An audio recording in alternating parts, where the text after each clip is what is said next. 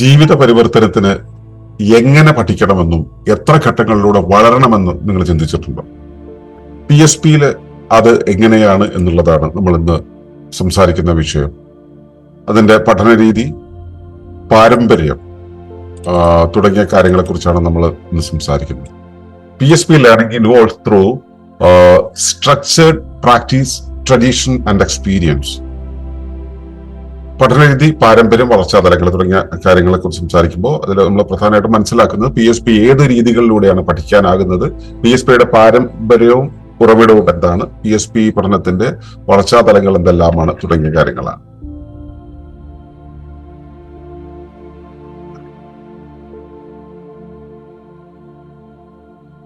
ഏവർക്കും നമസ്കാരം. ശുഭകരമാകട്ടെ, ദിനം സന്തോഷകരമാകട്ടെ, സൗഖ്യകരമാകട്ടെ, അനുഭവങ്ങളും അനുഭൂതികളും നമ്മെ ഏവരെയും നയിക്കുമാറാകട്ടെ. PSP നമ്മൾ പല വിധത്തിൽ PSP അറിഞ്ഞു വരികയാണ്. അപ്പോൾ അത് അവസാനിക്കുന്നതിന് മുമ്പ് അതിന്റെ പഠന രീതി എങ്ങനെയാണെന്നുള്ളത്, അതിന്റെ പാരമ്പര്യമൊക്കെ പറയേണ്ടതാണ്. അപ്പൊ ഇതെല്ലാം കൂടെ ചേർത്തൊന്ന് കുറച്ച് കാര്യങ്ങൾ പറയാമെന്ന് വിചാരിക്കുന്നു. നമുക്കറിയാം,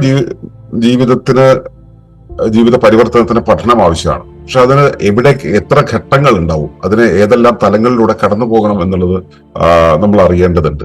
പിന്നെ എവിടെ നിന്ന് അത് വരുന്നു എന്ന്, പഠിക്കുന്ന ഒരു സംവിധാനം എവിടെ വരുന്നു എന്നൊക്കെ അറിയേണ്ടതുണ്ട്.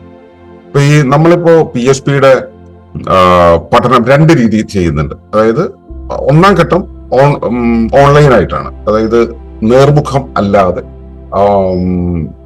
ഈ ഇന്റർനെറ്റ് വഴി മാത്രമുള്ളത്. അപ്പൊ അതിന് നമുക്ക് ക്രമം തെറ്റി പോകാതിരിക്കാൻ വേണ്ടിയിട്ട്, അച്ചടക്കത്തിന് വേണ്ടിയിട്ട് നമ്മൾ ഒരു വർക്ക് ബുക്കിനെ ബേസ് ചെയ്തിട്ടാണ് ചെയ്യുന്നത്. ഒരു വർക്ക് ബുക്ക് പ്രിന്റ് എടുക്കണം, ആ വർക്ക് ബുക്കിനെ ബേസ് ചെയ്തിട്ടാണ് ചെയ്യുന്നത്. അപ്പൊ അതില് നിർദ്ദേശങ്ങളെല്ലാം വരുന്നത് ഓഡിയോ വീഡിയോ ആയിട്ടാണ്. പിന്നെ മാർഗനിർദ്ദേശങ്ങൾ, ഡെയിലി ആയിട്ടുള്ള മാർഗനിർദ്ദേശങ്ങൾ തരും. ഈ ഡെയിലി മാർഗനിർദ്ദേശങ്ങൾ പ്രാക്ടീസ് ചെയ്യുക എന്നുള്ളതാണ് ഓരോരുത്തരും ചെയ്യേണ്ടത്. എന്താണ് ഗൈഡ് ലൈൻ തരുന്നത് അത് ഫോളോ ചെയ്യുക, അത് ചെയ്താൽ മതി. പിന്നെ ഇതിന് ടൈം ബൗണ്ട് ആയിട്ടുള്ള, ഈ വർക്ക് ബുക്കിൽ തന്നെ ടൈം ബൗണ്ട് ആയിട്ടുള്ള ഒരു ഓറിയന്റേഷൻ ഉണ്ടാവും. രാവിലെ ഇത് ചെയ്യണം, ഉച്ചയ്ക്ക് എന്ത് ചെയ്യണം, വൈകിട്ട് എന്ത് ചെയ്യണം, അല്ലെ എന്തെല്ലാം ചെയ്യണം, എന്തിനു ശേഷം എന്ത് ചെയ്യണം, എന്ത് വായിക്കണം, എന്ത് കേൾക്കണം തുടങ്ങിയ കാര്യങ്ങൾ കൃത്യമായിട്ടുള്ള ഗൈഡഡ് ആയിട്ടുള്ള ഒരു ഓറിയന്റേഷൻ തരും. അപ്പൊ ഇതുവഴിയാണ് നമുക്ക് പഠിക്കാൻ കഴിയുക. അപ്പൊ അതിനകത്ത് ഓഡിയോ ഉണ്ടാവും, വീഡിയോ ഉണ്ടാവും, സ്ക്രിപ്റ്റുകൾ ഉണ്ടാവും. കഴിഞ്ഞ ദിവസം നമ്മൾ സംസാരിച്ചിരുന്നു, എഴുതാനുണ്ടാവും, ഇങ്ങനെയുള്ള കാര്യങ്ങളെല്ലാം ഉണ്ടാവും. അപ്പോൾ ഈ ഗൈഡഡ് ആയിട്ടുള്ള ഈ ഒരു ഓൺലൈൻ ഇൻസ്ട്രക്ഷൻ വഴിയാണ് ചെയ്യുന്നതെങ്കിൽ, അത് കഴിഞ്ഞിട്ടുള്ള ഘട്ടത്തിൽ കൂടുതൽ ഉപരിപഠനം വേണ്ടവർക്ക്, അതായത് ഈ 108 ദിവസം കംപ്ലീറ്റ് ചെയ്യണം എന്നുള്ളവർക്ക് വേണ്ടിയിട്ട് നമ്മൾ അതിന് ഗുരുകുലത്തിൽ വെച്ചിട്ടുള്ള പരിശീലനം ഉണ്ടാവും. ഗുരുകുലത്തിൽ വെച്ചുള്ള പരിശീലനം, ഗുരുകുലത്തിന്റെ സ്ഥലപരിമിതികളുണ്ട്. കുറച്ച് ആളുകളൊക്കെ ആണെങ്കിൽ ഇവിടെ വെച്ചും, അതല്ലെങ്കിൽ നമ്മൾ പുറത്തുള്ള സ്ഥലങ്ങളിൽ വെച്ചുമായിരിക്കും ചെയ്യുക. അവിടെ നമുക്ക് വളരെ ഡെപ്തിലുള്ള നമുക്ക് ഒബ്സർവേഷൻസ് നടക്കും. ബ്രെയിൻ ബാലൻസിങ് എന്നുള്ള സംഭവം നടക്കും.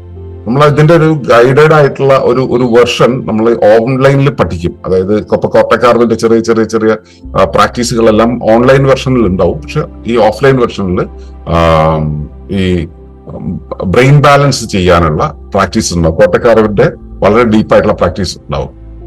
അവിടെ ഈ വസ്തുക്കളെയും വസ്തുതകളെയും ആധാരമാക്കിയിട്ട് ഓബ്ജക്റ്റ് ഓറിയന്റഡ് ആയിട്ടുള്ള പഠനമായിരിക്കും ഉണ്ടാവുക. നമുക്ക് എന്തൊക്കെയാണ് കാര്യങ്ങൾ, എന്താണ് വേണ്ടത്, കൃത്യമായിട്ട് ഇപ്പോൾ ഒരു വ്യക്തിയുടെ ബിഹേവിയറൽ പ്രോബ്ലം ഉണ്ട്, ആ ബിഹേവിയറൽ പ്രോബ്ലത്തെ കൃത്യമായിട്ട് അഡ്രസ്സ് ചെയ്യുന്നുള്ള പ്രാക്ടീസസ് ആയിരിക്കും ഉണ്ടാവുക.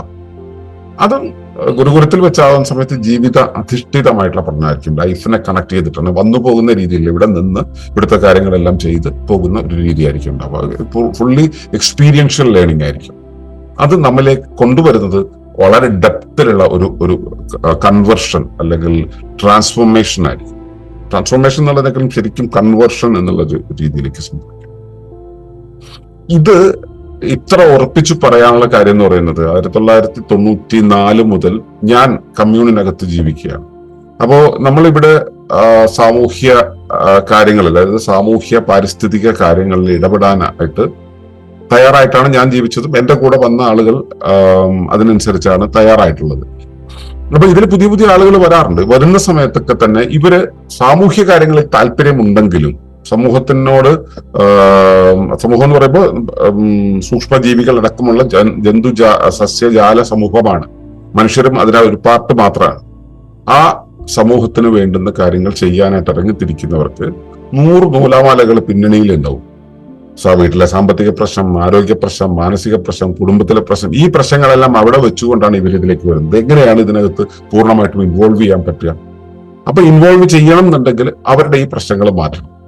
പിന്നെ ഈ കമ്മ്യൂണിറ്റിക്ക് അകത്ത് വരുമ്പോൾ തന്നെ ഇതിനകത്തേക്ക് ആളുകളുമായിട്ട് ചേർന്ന് പോകാൻ കഴിയുക, പറയുന്ന കാര്യങ്ങൾ ബോധ്യപ്പെടാൻ കഴിയുക, സമൂഹത്തിലേക്ക് ഇറങ്ങുമ്പോൾ സമൂഹവുമായിട്ട് പൊരുത്തപ്പെടാൻ കഴിയുക, ഇങ്ങനെയുള്ള വീണ്ടും കുറേയുള്ള എക്സ്റ്റേണൽ ആയിട്ടുള്ള പുലിവാലുകളും കാണും. അപ്പൊ ഇതിനെ അതിജീവിക്കാൻ വേണ്ടി ഓരോരുത്തർക്കും നൽകിയ പരിശീലനമാണ് ഈ 10-30 ചില്ലറ വർഷങ്ങൾക്ക് ശേഷം നമ്മളിപ്പോ PSP എന്നുള്ളൊരു പാറ്റേൺ ഷിഫ്റ്റ് പ്രോട്ടോകോൾ എന്നുള്ള രൂപത്തിൽ നമ്മൾ മുൻപോട്ട് വെച്ചിട്ടുള്ളത്. ഇതിൽ ഓരോ പരിശീലനവും ട്രയൽ ആൻഡ് എററിലൂടെ പ്രൂവൺ ആണ്. ഞങ്ങള് വളരെ ഡീറ്റെയിൽഡ് ആയിട്ട് അതിനെ പഠിക്കുകയും പല രീതിയിൽ അപ്ലൈ ചെയ്യുകയും 10,000-കണക്കിന് ആളുകളുടെ മുകളിൽ പ്രയോഗിക്കുകയും ചെയ്തിട്ട് വിജയിച്ച കാര്യമാണ്. അപ്പോ അത് ഗുരുകുല രീതിയിൽ ഇത് പഠിപ്പിച്ചും പരിശീലിപ്പിച്ചുമുള്ള ഒരു പാരമ്പര്യം നമുക്കുണ്ട്. ഇത് ഞങ്ങളിൽ ഇവിടെ ഉണ്ടാക്കിയത് എന്താ വെച്ചാൽ നിരന്തര പരിണാമമാണ്. ഒരു ദിവസമോ 2 ദിവസമോ അല്ലെങ്കിൽ 108 ദിവസമോ പ്രാക്ടീസ് ചെയ്ത് നിർത്തുന്ന കാര്യമല്ല, നിരന്തരമായിട്ട് പരിണമിപ്പിക്കുന്ന ഒരു രീതിയാണ്. നമ്മളിപ്പോ ആധുനിക കാലത്ത് ആധുനിക രീതിയിൽ ഓൺലൈനായിട്ടും അല്ലെങ്കിൽ മെറ്റീരിയലായിട്ടും വീഡിയോ ആയിട്ടും ചെയ്യുന്ന സമയത്ത് ഈ പരമ്പരാഗതമായ നമ്മുടെ രീതിയും പുരോഗമനപരമായ ഡെവലപ്ഡ് ആയിട്ടുള്ള മോഡേൺ ഫെസിലിറ്റീസ് ഉപയോഗിച്ചിട്ടുള്ള കാര്യവും തമ്മിൽ ചേർത്തുകൊണ്ടാണ് ഉപയോഗിക്കുന്നത്. ഉദാഹരണത്തിന് സ്ട്രക്ചേർഡ് ആയിട്ടുള്ള ഒരു പ്രാക്ടീസ് ഇവിടെയുണ്ട്. ഈ സ്ട്രക്ചർ തെറ്റാതിരിക്കാൻ നമ്മൾ വർക്ക് ബുക്ക് കൊടുക്കുന്നുണ്ട്. ഈ വർക്ക് ബുക്കിനെ ബേസ് ചെയ്തിട്ട് വേണം പോകാൻ. വർക്ക് ബുക്കിനെ ആ ഫ്രെയിം വർക്കിനകത്ത് കൂടി തന്നെ പോകണം.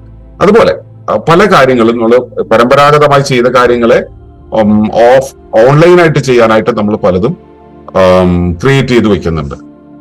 അപ്പോ ശരിക്കും നമ്മുടെ ഒരു വിസ്ഡത്തിന്റെ ഗ്രാജുവൽ ആയിട്ടുള്ള ഒരു ഗ്രോത്ത് അവിടെ ഉണ്ടാവും. സ്വാഭാവികമായിട്ട് ഇങ്ങനെ വളർന്നുകൊണ്ടിരിക്കും. അപ്പോ ഇതിലൂടെ പോകുന്ന ഒരാളെ സംബന്ധിച്ചിടത്തോളം പല ഘട്ടങ്ങളിലൂടെയാണ് അയാൾ കിടക്കുക. അപ്പൊ ആദ്യത്തെ ഘട്ടം അയാൾ പ്രവേശിക്കുന്നത് എന്താ സംഭവം എന്ന് മനസ്സിലാവും. പിന്നെ അതിനൊരു തിയറിറ്റിക്കൽ ഫ്രെയിം വർക്കിന്റെ ഒരു ബേസ് കിട്ടും.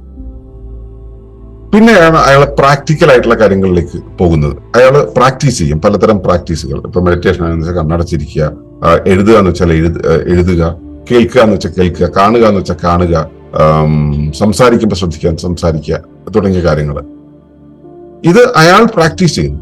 അടുത്തത് ആപ്ലിക്കേഷന്റെ ഘട്ടമാണ്. ആപ്ലിക്കേഷൻ ഘട്ടം എന്ന് വെച്ച് കഴിഞ്ഞാൽ ഇപ്പോ സംസാരിക്കുന്നു, ഇപ്പൊ വീട്ടിലോ അല്ലെങ്കിൽ നമ്മുടെ മുറിയിലിരുന്ന് സംസാരിക്കാതിരിക്കുന്നു എന്നുള്ളത് നിങ്ങൾ ഓഫീസിൽ പോകുമ്പോൾ അല്ലെങ്കിൽ പൊതു ഇടത്ത് പോകുന്ന സമയത്ത് നിങ്ങൾ എങ്ങനെയാണ് ബിഹേവ് ചെയ്യേണ്ടത്. അവിടെ എന്ന് വെച്ചാൽ ആ റിയൽ എൻവയോൺമെന്റൽ റിയൽ ടൈമിലാണ് നമ്മൾ പ്രാക്ടീസ് ചെയ്യുന്നത്. ആ റിയൽ ടൈം പ്രാക്ടീസ് ചെയ്യുന്ന സമയത്ത് നിങ്ങൾ സംസാരിക്കുന്നത്, നിങ്ങൾ പെരുമാറുന്നത്, നിങ്ങൾ നോക്കുന്നത്, നിങ്ങൾ ഇരിക്കുന്നത് എല്ലാം നിങ്ങൾ ഒബ്സർവ് ചെയ്തുകൊണ്ടിരിക്കണം. എന്ന് വെച്ചാൽ പൊതുജീവിതം നയിക്കുന്ന സമയത്തും നിങ്ങൾ നിങ്ങളെ നിരീക്ഷിച്ചുകൊണ്ടും വിറ്റ്നസ് ചെയ്തുകൊണ്ടും ഇരിക്കുന്ന ഒരവസ്ഥ. ആ ഒരു അവസ്ഥ അതാണ് ആപ്ലിക്കേഷൻ ഘട്ടം എന്ന് പറയുന്നത്. അങ്ങനെ ആപ്ലിക്കേഷൻ ഘട്ടത്തിൽ മാത്രമേ ഇത് ശരിയായ രീതിയിൽ വിപുലപ്പെടുകയുള്ളൂ. അതിനുശേഷമാണ് ഇത് നിങ്ങളുടെ ഉള്ളിൽ ഈ വിപുലമായ ഒരു അവസ്ഥയിലേക്ക് മാറുകയുള്ളൂ. അതായത് നിങ്ങളുടെ ഉള്ളിൽ നിങ്ങളിലും കവിഞ്ഞ് ഈ ഒരു അവസ്ഥ വിപുലപ്പെട്ട് നിങ്ങൾക്ക് ഇതിനെക്കുറിച്ചുള്ള കൃത്യമായ ബോധ്യം വന്ന് നിങ്ങൾക്ക് ഉറപ്പ് വരും.